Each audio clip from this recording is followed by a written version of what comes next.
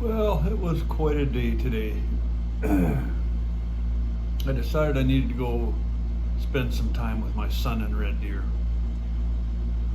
The forecast was looking pretty good coming this direction, but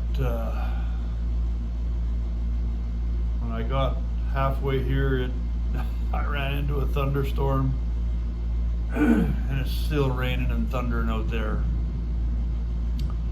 But I got myself into a motel.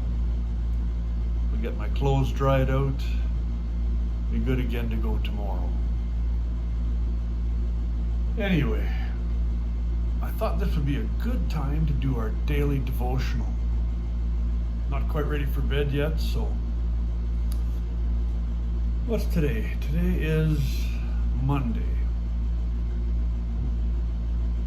Yesterday we did the little praise and worship time.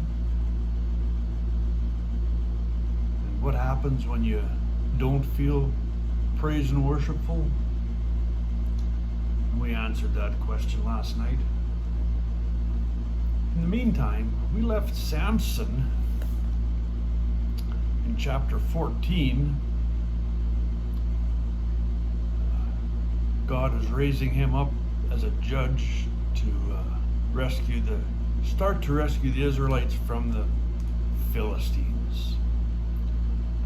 So let's get a little look here at what Samson's all about. As his father was, this is chapter 14 by the way, as his father was making final arrangements for the marriage, Samson threw a party at Timnah, as was the custom for elite young men. When the bride's parents saw him, they selected 30 young men from the town to be his companions. Samson said to them, "Let me tell you a riddle. If you can solve my riddle during these 7 days of the celebration, I will give you 30 fine linen robes and 30 sets of festive clothing. But if you can't solve it, then you must give me 30 fine linen robes and 30 sets of festive clothing." "All right," they agreed. "Let's hear your riddle." So he said, out of the one who eats came something to eat. Out of the strong came something sweet." And he's referring to when he killed the lion and the bees made some honey in the carcass. Anyway, 3 days later, they were still trying to figure it out. On the 4th day, they said to Samson's wife, "Entice your husband to explain the riddle for us, or we will burn down your father's house with you in it. Did you invite us to this party just to make us poor?" So Samson, that's a pretty serious threat there. They're going to burn down the house with her in it. So Samson's wife came to him in tears and said, You don't love me. You hate me. You have given my people a riddle, but you haven't told me the answer." "I haven't even given the answer to my father or mother," he replied. "Why should I tell you?" So she cried whenever she was with him and kept it up for the rest of the celebration. At last, on the 7th day, he told her the answer because she was tormenting him with her nagging.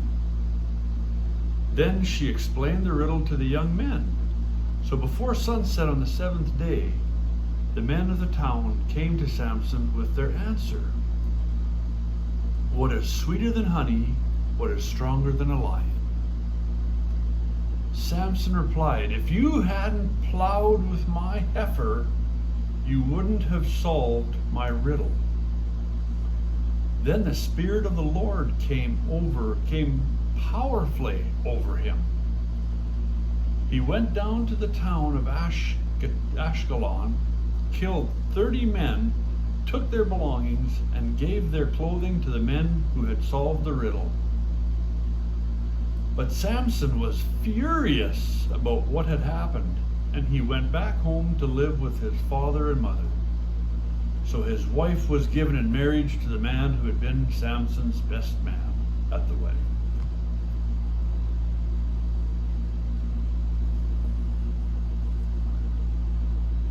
So, Samson seems to have a bit of a temper. And that temper is what's going to be the demise of the Philistines. There's some stuff to meditate on here in this reading tonight. We're getting to know Samson a little bit. I'm going to dry out the rest of my clothes. You all have a fabulous Monday night. God willing, we will see you tomorrow. Good night.